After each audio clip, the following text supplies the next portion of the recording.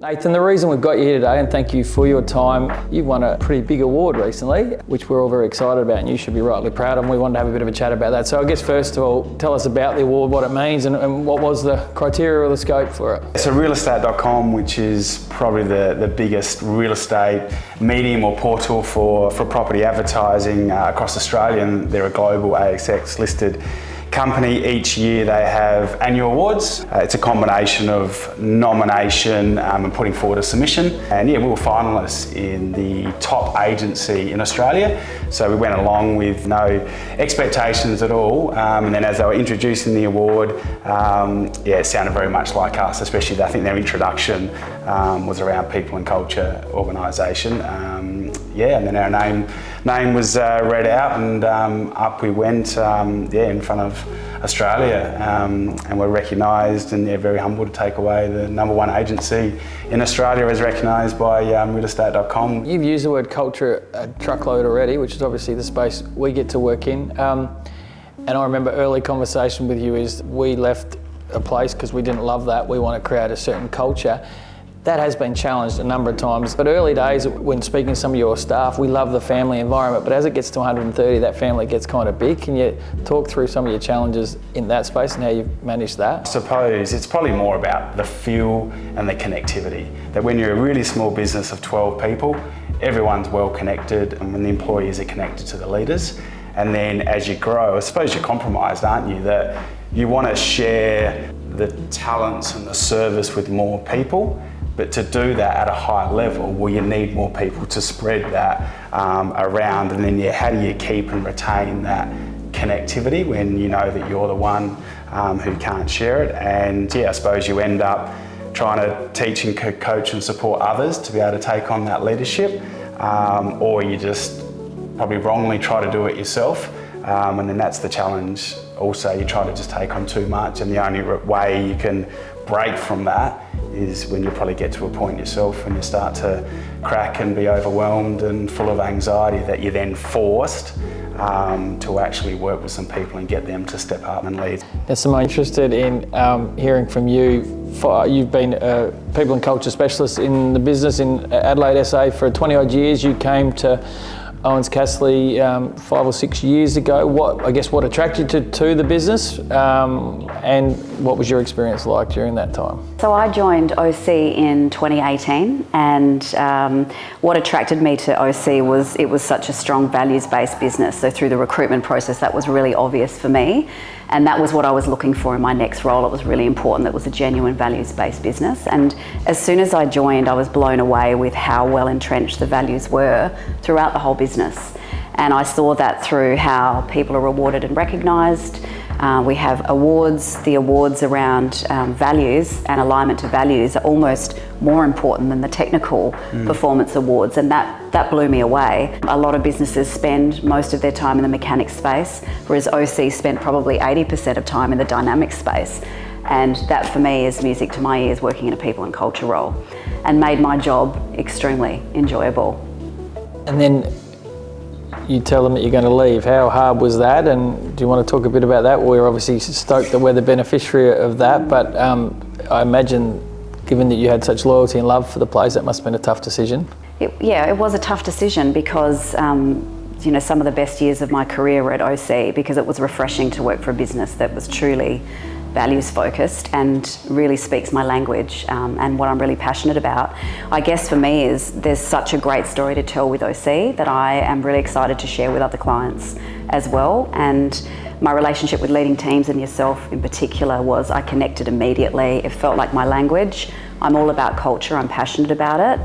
So it was an obvious next step for me, and I sort of felt like where the business was at OC, it was a good time for me to leave. And Astrid, working in the team, she was ready to take the leap as well into the role, and she's doing an amazing job. But what I love is that we still have the relationship, and I'm still very much connected with OC and the people here as well. We talk about culture. One of the great signs of great culture is an exit. You had the conversation with your 2 or 3 bosses or leaders, which there's still a level of apprehension to that, I guess. How did that go? How was that received? Yeah, it was received well, and I knew it would be because I knew they'd be supportive because of the strength of our relationship. And I actually had the conversation with yourself, Alex and John, all at once. So I actually told all three of them, which was daunting, but I knew that they would wrap their arms around me and be supportive, and that's exactly what you were. You're all about helping people achieve their dreams, and I knew that they would be supportive of me, and obviously their partnership with leading teams. They could understand that that was the next step for me. So it was actually a beautiful way to depart the business and still maintain those relationships, which I'm really proud of. You reached out to us, to me, 7 or 8 years ago and decided that you wanted to partner up with leading teams. What prompted that? Also, how has that helped you along the way? It's helped us in working with leading teams.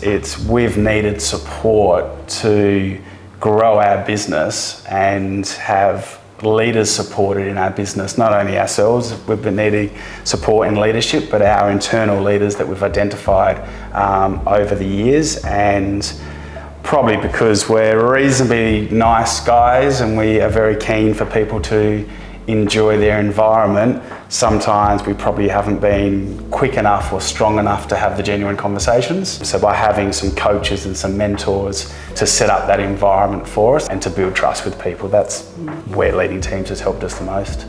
It's been a ridiculously challenging time for this business, which I imagine makes this award even feel even more special. I'm not sure how much detail you want to go into, but could you just share a little bit about some of the challenges you've had with some of the personnel and some of the leaders in the business and what's Yeah, absolutely happy to share the significant challenges we've had in our business, because that's how we've learned, and we've had a lot of great growth that has come out of it. So my business partner Alex Ouwens, we started the business together and have grown from 3 of the 4 of us to 130, 140 employees, and it was built off mine and Alex's leadership.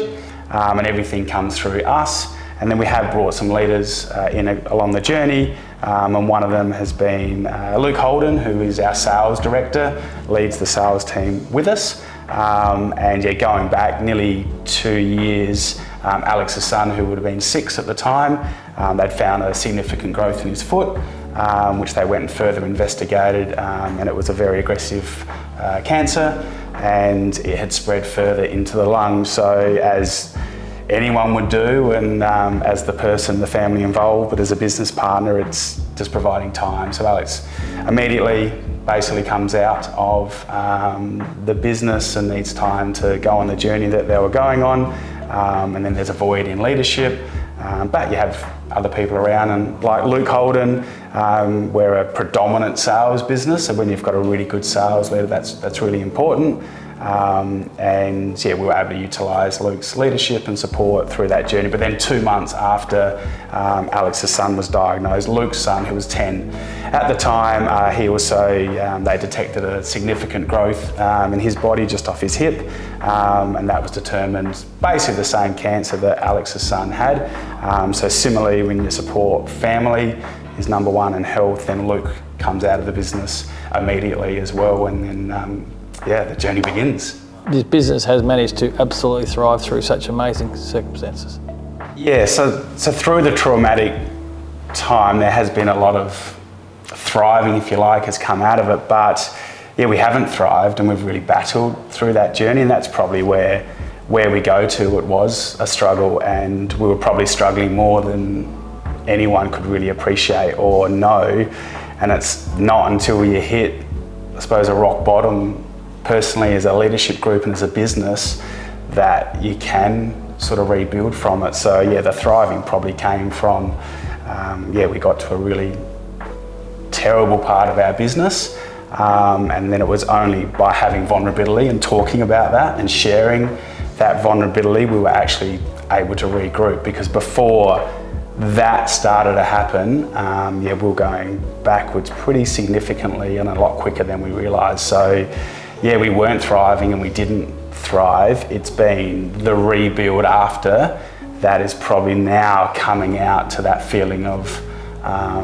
thriving, and it's ended up being a real benefit to our organisation. And just, excuse my language, really sucks that we as a business had to go through that, but in particular the Ouwenses and the Holdens had to go through that journey as well. But as we sit here now with great positive news for the boys, that yeah, the business is, from an outsider internally, probably thriving more than it's ever done in its journey. The last question for me, and perhaps some of it's been answered along, it'll be interesting for both of you. We'll start with you, Nathan. What sets OC apart? How are we different to other organisations? It is a really challenging question, because I find in the role I play that I'm in the picture frame, and I've been in the picture frame for well over 10 years now, so I'm often not too sure what sets it apart, because we're just doing what we know and what we feel right. But I can reflect on something that we've always believed in, and it's been of great benefit to us, but it's also been one of our greatest challenges as well. It's allowing people to be themselves and allowing them to be who they are and who they want to be, which is a pro and con in itself. That we probably believe a bit of point of difference at OC is that our people are in alignment to the way we go about it and how we're reflected as a brand 80% of the time. But we're big believers in allowing people like a 20% flair to do it their own way, style, bringing that individual personalities and traits to it. So it allows people to be themselves and really feel comfortable in our organisation. That's a real point of difference, especially in real estate. You can find it can be a very disciplined, robotic, process-driven numbers organisation. Like you have to fit into a certain mould, where I think our point of difference is not that. But the challenge with that is sometimes people fall back to doing it 60% the OC way, 40% their way, or even further, and that's where the genuine conversations are needed, is when we think there's a disalignment with our values and purpose and who we are as a brand. Yeah, both those things are significantly different to a lot of brands, I would have thought. And just to add to that, just the genuine interest and care in people and culture. That starts with you and Alex, and that permeates through the whole business. And the ongoing investment in culture. That it's not just something that's talked about in an interview. It's not just words on a wall, they're actually lived and breathed, talked about, they form part of the decision making. And it's just a genuine care, and a lot of people at OC say, I do feel like I'm part of a family, even as the company grows, still feel very much that connection with each other. Thank you. Thanks for your time today. Thank you. Thank you, Daniel.